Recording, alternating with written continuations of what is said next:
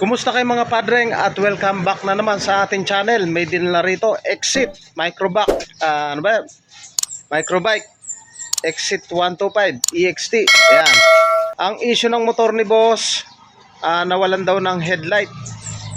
Tapos una walang headlight, nawalan ng busina, no? Busina, placer. O tanungin natin si boss. Ano yung mga pinagawa mo dyan, boss? Yung headlight po. Headlight. Tapos Sabi po nila sa sosyan, tapos ayun lang po kasi chinek nila yung headlight. headlight lang yung chinek dahil walang headlight. Tapos yung susian mo bago to, pinalitan nila. Opo, tapos pinapabili din po ako ng mga ganun. Pinapabili ka rin ng mga switch, pero headlight lang yung request mo. So yun, mga padreng, pinabibili daw siya ng mga handle switch para daw magka headlight. Tapos nakita ko bago na yung kanyang susian. Magkano to? O 100. Pinapalitan daw ng susian, baka ito daw yung sira. Ngayon nung pinalitan, ganun pa rin, wala pa ring headlight. So napagastusan ka na, boss. So yun, dinala sa shop natin upang ipa-troubleshoot. Sa pagto-troubleshoot ng ganyang issue, dapat hindi natin hinuhulaan. Dapat step by step para matumbok natin yung eksaktong sira niyan, mga padreng. Ngayon, pag ganyan yung issue, nangyari sa inyong motor, para sa inyo to.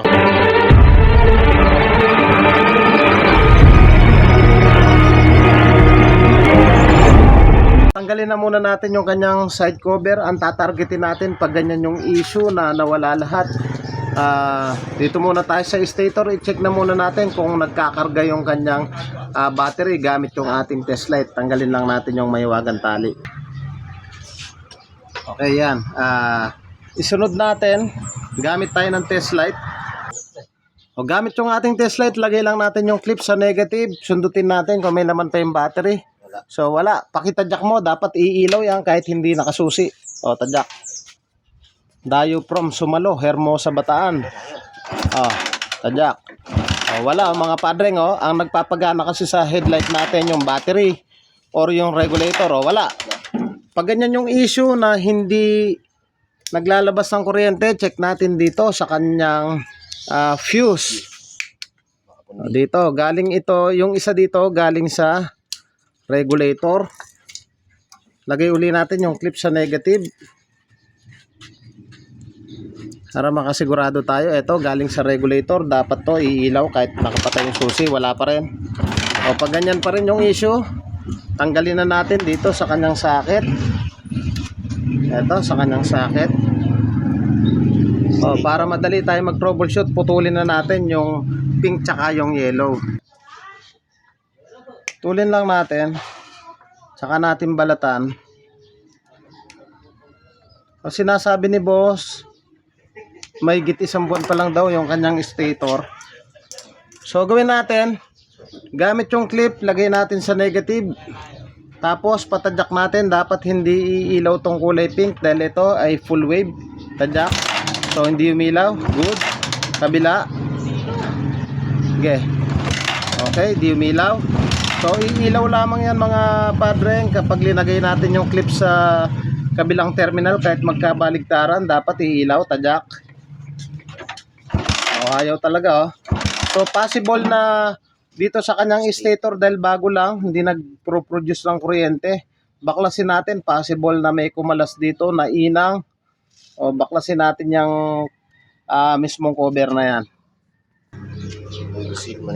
Shout out muna tayo kay Boss Ronel Lagrimas from Pagalanggang, Dinalupian, Bataan. Shout out sa iyo, Boss Ronel. Kung nanonood ka man ngayon. Ayan yung kanyang stator. Sunog yung kanyang charging, kaya totally hindi na naglalabas ng kuryente. Ayan, sunog. So ayan, sunog na yung kanyang charging mismo. So hindi pala, meron kasi ako na-encounter na bago lang, kumalas dito sa yung kulay yellow. Pero eto, hindi ko malas. Sunog talaga. Ayan o, paikot. So, ayan. Kailangan palitan ni boss to para masolusyonan yung problema na hindi nagkakarga, walang headlight dahil dito sa kanyang stator. So, yung mga padreng, napalitan na natin yung kanyang stator. So, yung luma nasunog na. Ayan o. Sunog na. So, isalpa ka na. So yung mga padreng, nakasana natin yung kanyang stator sa mga nagtatanong kung paano daw malalaman kung full wave o hindi. Tapos may nagtatanong din kung paano mag-test ng stator, yung charging, kung okay pa. So ito, dito sa ating mga China brand, pare-pares silang full wave. May makikita tayong yellow tsaka pink, minsan pares yellow o minsan pares pink. Minsan naman yellow at white. So same lang yon, pare-pares lang. So gawin lang natin, gumawa lang kayo ng test light. Lagyan natin yung clip dito sa yellow, pwede rin sa pink. O, halimbawa dito, pwede rin dito. Kahit hindi nakasusi, pag tinadyakan, dapat iilaw. Sige, pakita dyakan mo. Nasusi. Sige, tadyak. Dapat yan iilaw. Sige, tadyak. Nakakambyo. Isa pa. Ayan, umilaw na. Okay. Sa pagkakataong yan, mga padreng, nasolusyonan na natin yung problema ni boss dito sa kanyang stator. Ngayon yung problema niya sa headlight, isusunod natin yan. Pero bago natin sunod yon, i-check na muna natin yung kanyang charging system, yung kanyang regulator kung naglalabas ng kuryente. Pabalik na muna natin to, yung kanyang socket dito. Pare-pares lang naman yan, no? Color coding.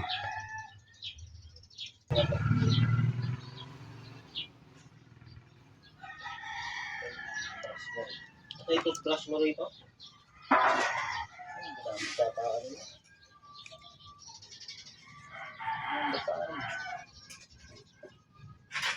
So nakabit na natin yung kanyang socket.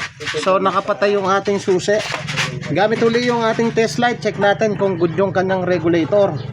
So lagay lang natin yung clip sa negative. Tapos patadyakan natin kay boss. Dapat iilaw dito sa positive terminal ng battery. So ayan o. Patadyak natin. Sige. Ayan o. Umilaw o. Okay. Sa pagkakataong yung mga padreng, nagkakarga na yung kanyang battery ngayon. Tirayin na natin yung kanyang headlight.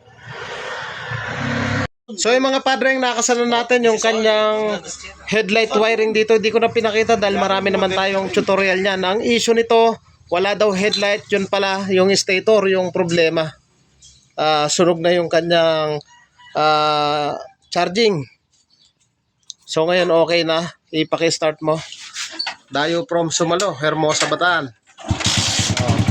Sige, i-on mo doon. Ayan o, may headlight na siya. Ano masasabi mo, boss? Okay daw. Headlight lang problema. Gusto palitan ng mga switch. Ito, natuluyan. Pinalitan ng ignition. Mga padreng, kung nagustuhan nyo yung ganitong tutorial at bago ka pa lang sa akin channel, huwag nyo pong kalimutan na pakilike, pakisubscribe at pakihit na rin po yung notification bell para updated po kayo sa mga videos na kagaya nito. Thank you po sa inyo. God bless at mabuhay po kayo.